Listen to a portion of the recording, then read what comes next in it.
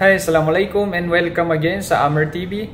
So, ang pag-uusapan natin ngayon ay kung paano natin i-update yung ating mobile number sa video online. So, for example, hindi tayo makapag-transact kasi nawala yung ating mobile number. So, kinakailangan natin magpalit ngayon ng mobile number. So, ganito lang kadali. So, panoorin nyo to, baka makatulong ito sa inyo. So, let's watch this. Okay, so unang-una ay mag-login muna tayo sa ating video account. Okay, so ayan.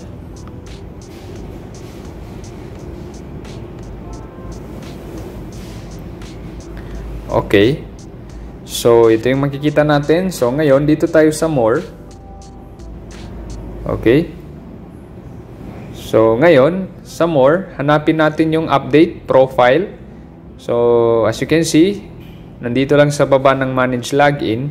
So, meron tayong makikitang update profile. So, tap lang natin yan. Then, as you can see, meron tayong mobile number dito. And then, yung ating email. Okay, so, pwede natin yan siya palitan. Okay, so ngayon, for example, ang palitan lang natin is yung mobile number natin kasi nawala. For example, so hindi tayo makatransact via online sa ating BDO.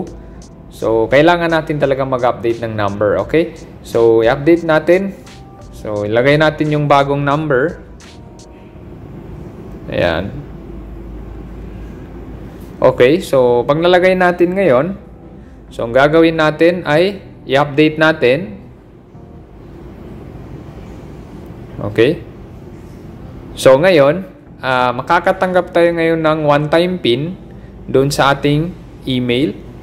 Yung registered email natin, guys. So, be sure na na-access natin yung ating registered email. So, as you can see, nandun na yung ating one-time PIN. So, check lang natin. Okay.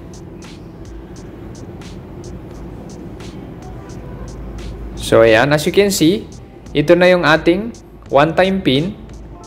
So, ang gagawin lang natin dyan ay i-copy lang natin. Ayan. Highlight natin, then i-copy lang natin. Okay. So, ngayon, balik tayo dun sa ating application.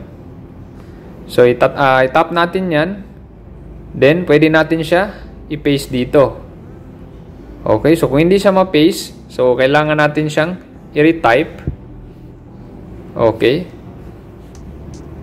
So, ayan. Okay, so ayan na. Okay. Mobile number updated successfully. So, na-update na natin ngayon ng ating number. So, pwede na tayo makapag-transact gamit yung bagong number natin. Okay. So, ayan. Ito yung ating reference number. So, sa baba. Then, okay lang natin. Okay, so as you can see, napalitan na ang ating mobile number. So, pwede na tayo makapag-transact anytime gamit ang ating video online banking. Okay? So, sa mga nawalan dyan ng number, so ganun lang mag-update. So, I hope nakatulong ito sa inyo. Thanks for watching and don't forget to subscribe to Amer TV for the latest videos na aking i-upload. Sukran and wassalam.